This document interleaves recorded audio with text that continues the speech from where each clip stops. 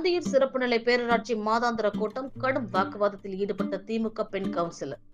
தாழ்த்தப்பட்ட சமூகம் என்பதால் தனது வார்டு பகுதியை பேரூராட்சி அதிகாரிகள் புறக்கணிப்பதாக திமுக பெண் கவுன்சிலர் குற்றச்சாட்டு. கூட்டத்தை புறக்கணித்து வெளியேறிய அதிமுக பெண் கவுன்சிலர்கள். ஈரோடு மாவட்டம் அந்தியூர் சிறப்பு நிலை பேரூராட்சியில் மாதாந்திர கூட்டம் தலைவர் பாண்டியம்மாள் தலைமையில் இன்று காலை தொடங்கியது. கூட்டம் தொடங்கியவுடன் கவுன்சிலர்கள் அனைவருக்கும் கூட்டம் குறித்தான அஜெண்டா வழங்கப்பட்டது.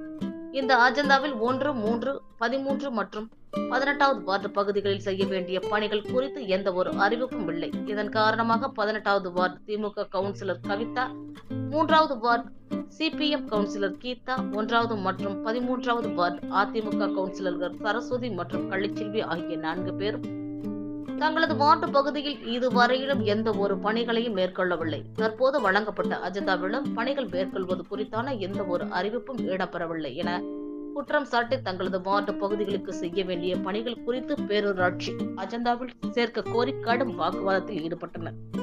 தொடர்ந்து திமுக கவுன்சிலர் கவிதா தான் ஒரு தாழ்த்தப்பட்ட பிரிவைச் சேர்ந்தவர் என்பதால் புறக்கணிப்பதாகவும், திமுக கவுன்சிலராக வெற்றி பெற்று தன்னால் எதுவும் செய்ய முடியவில்லை என்றும், சுயேட்சையாக வெற்றி பெற்றவர்களுக்கு கூட அவர்களின் வார்டு பகுதிகளுக்கு அனைத்து பணிகளும் மேற்கொள்வதாகவும், ஆனால் திமுகவை சேர்ந்த தான் ஒரு தாழ்த்தப்பட்டவர் என்பதால் தனது வார்டு பகுதியை பேரூராட்சி அதிகாரிகள் புறக்கணிப்பதாக குற்றம் சாட்டினர்.